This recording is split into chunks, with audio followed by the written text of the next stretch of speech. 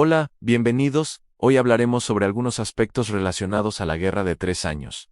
¿Sabías que, después de la promulgación de la Constitución de 1857, liberales y conservadores volvieron a enfrentarse? Se agudizaron las diferencias, y con ello, se desencadenó la Guerra de Reforma 1858 a 1861. En este conflicto, los liberales pretendían instaurar una república que aplicara el liberalismo económico, que fuera democrática e implementara principios de igualdad ciudadana y de defensa de los derechos universales. Por su parte, recordemos que los conservadores deseaban una monarquía, sistema donde una persona, perteneciente a la nobleza. ¿Qué opinas ante esa idea? Pues bien, entremos en materia, la Guerra de 3 Años. En este contexto, la Constitución de 1857 fue una iniciativa liberal establecida durante la presidencia de Ignacio Comonfort, la cual contenía 3 leyes fundamentales: la Ley Lerdo, 1856, y la Ley Iglesias,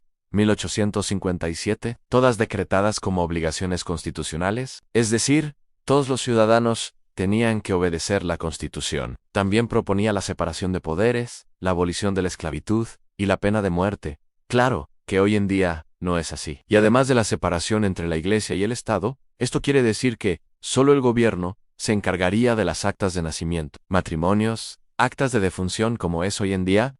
Lo anterior provocó una profunda división entre liberales y conservadores. Los liberales estaban a favor de una república representativa, basada en los modelos estadounidense y francés, que protegiera al individuo sus derechos y libertades, y los conservadores buscaban instaurar una monarquía que conservara los fueros o sus privilegios. Esto es la protección jurídica para el clero y los militares, como símbolo de rechazo. El bando conservador, junto con su representante Félix María Zuloaga, elaboró el Plan de Tacubaya en diciembre de 1857, para anular la Constitución de 1857, recién promulgada, y redactar una nueva, y según ellos, era voluntad nacional y garantizara los intereses. Solo que era para los conservadores. El presidente Ignacio Comonfort aceptó dicha petición y se unió al mencionado plan, a pesar de que eso implicaba levantarse en armas en contra del gobierno que él mismo encabezaba. Como te podrás dar cuenta, empezó una fuerte división entre las entidades federativas y comenzaron a tomar posiciones políticas opuestas entre sí. El Distrito Federal, hoy Ciudad de México, Puebla, San Luis Potosí, Chihuahua, Durango, Sonora, Sinaloa y Tlaxcala se proclamaron conservadores. Jalisco, Guanajuato, Querétaro, Michoacán, Nuevo León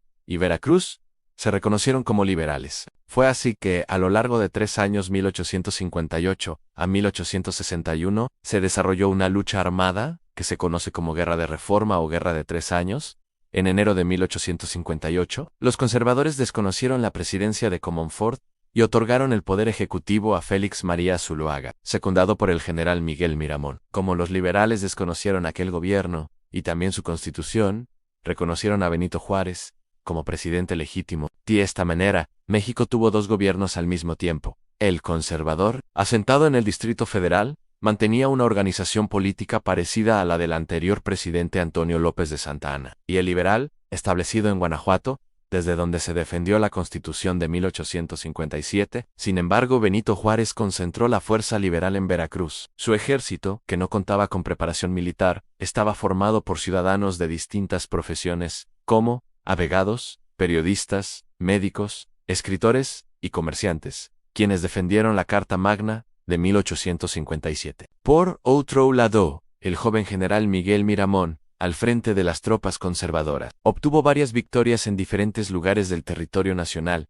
como en el puerto de Carretas y la barranca de Ahualulco, San Luis Potosí, así como en Colima, en Acámbaro y Guanajuato. Pero la guerra civil continuaba, y el gobierno de Benito Juárez creó 3 leyes más que se sumarían a las propuestas liberales de la reforma. Estas leyes, como ya lo mencionamos, y que enfatizaron la separación entre el Estado y la Iglesia, fueron la Ley Orgánica del Registro Civil, 1859, la Ley de Nacionalización de los Bienes Eclesiásticos, 1859, y la Ley de Libertad de Cultos, 1860. Las 3 leyes se centraron en erradicar el poder eclesiástico de la administración pública, ya que se le prohibió a la Iglesia realizar el conteo demográfico y cobrar impuestos, así como liberar los bienes que tenía en el país. También se eliminó el catolicismo y se otorgó el derecho a elegir qué religión profesar. Una libertad que hoy gozamos hasta nuestros días y muy adelantada para su época.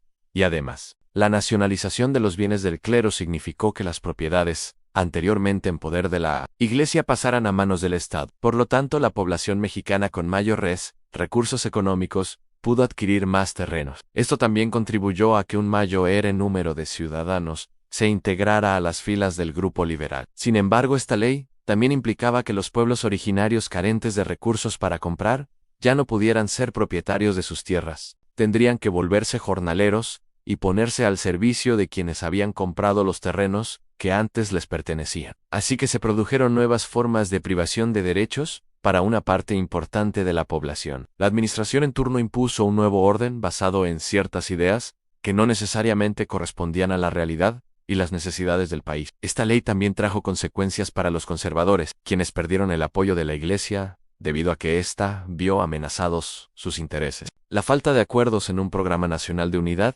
determinó que se llegara a la guerra civil y a la fractura del Estado mexicano. Tratado Maclano-Ocampo y Tratado Mon-Almonte para la segunda mitad de 1859. Liberales y conservadores buscaron apoyo internacional. Estados Unidos y España mostraron interés en intervenir en los asuntos mexicanos. Vieron la coyuntura como una oportunidad para obtener beneficios económicos y territoriales. El apoyo internacional que buscaron los liberales y conservadores para continuar con la lucha se dio gracias a diversos tratados con agentes extranjeros. Por un lado, el bando conservador firmó el Tratado Mon-Almonte en París en septiembre de 1859 en un dato interesante. Dicho documento fue pactado por el embajador español Alejandro Mon y su homólogo mexicano, Juan Nepomuceno Almonte, hijo de José María Morelos y Pavón N. ¿Qué opinas? El acuerdo estableció que España reconocería al gobierno conservador como legítimo, a cambio de que México pagara la deuda externa que existía desde la presidencia de Santa Anna. Y por otro lado, el Tratado Maclano-Ocampo, firmado en diciembre de 1859, en Veracruz, y los firmantes fueron el estadounidense Robert McLean y el mexicano Melchor Ocampo respectivamente. Tal documento establecía que México daría libre tránsito a los ciudadanos estadounidenses por el istmo de Tehuantepec y permitiría la libre circulación de mercancías. El Tratado Mon-Almonte aumentó la deuda externa de México, pues el general conservador Miguel Miramón recibió apoyo económico de España. Por su parte, el Tratado Maclano-Ocampo garantizaba derechos de paso por el territorio mexicano que beneficiaban a Estados Unidos. Durante 1860 continuaron los enfrentamientos entre liberales y conservadores para ganar terreno en entidades como San Luis Potosí y Guadalajara, además de la capital del país. Ahora bien, para diciembre de ese mismo año, la guerra civil era insostenible por los gastos que representaba. En diciembre se llevó a cabo el último enfrentamiento de ese año. En él, el general Miguel Miramón y su tropa lucharon contra el general Jesús González Ortega y el ejército liberal. Estos últimos ganaron la batalla el 24 de diciembre, y al día siguiente tomaron la Ciudad de México. La suspensión del pago impuesta por Benito Juárez generó un acuerdo entre Napoleón III, emperador de Francia, la reina Victoria, monarca de Inglaterra, e Isabel II, reina de España. No obstante, el presidente Abraham Lincoln le negó la ayuda, pues su país se enfrentaba a la Guerra de Secesión, 1861 a 1865, donde se enfrentaron los estados del norte y los estados del sur. Sin embargo, se firmaron los tratados de Soledad. Esta negativa sería la antesala del inicio de la segunda intervención francesa y el establecimiento de un imperio en México presidido por un príncipe extranjero, Maximiliano I Habsburgo. Así es otro conflicto. Y como ya te imaginara, la guerra de reforma dejó un país empobrecido, que no se contaba con los recursos para reconstruir su infraestructura y sus instituciones políticas. Esto ocasionó la aplicación de una moratoria, es decir, un retraso en los pagos por parte del presidente Juárez. El motivo de este conflicto fue que los liberales optaban por una república y los conservadores por una monarquía. Tal enfrentamiento llevó a que se instauraran dos gobiernos en el país, el liberal en Veracruz y el conservador en el Distrito Federal. En conclusión, la guerra ocasionó problemas económicos en México, por lo que Juárez decidió aplicar un acuerdo de 2 años al pago de la deuda externa, acción que fue aprovechada por las potencias europeas para establecer acuerdos convenientes a su causa y, en el caso de Francia, para invadir al país. Pero eso ya es un tema para volver a vernos. Y gracias por acompañarnos en este viaje por la historia. Esperamos que les haya gustado. No olvides darle like y suscribirte a nuestro canal. Y recuerda que lo que hagamos en nuestra vida retumbará en la historia.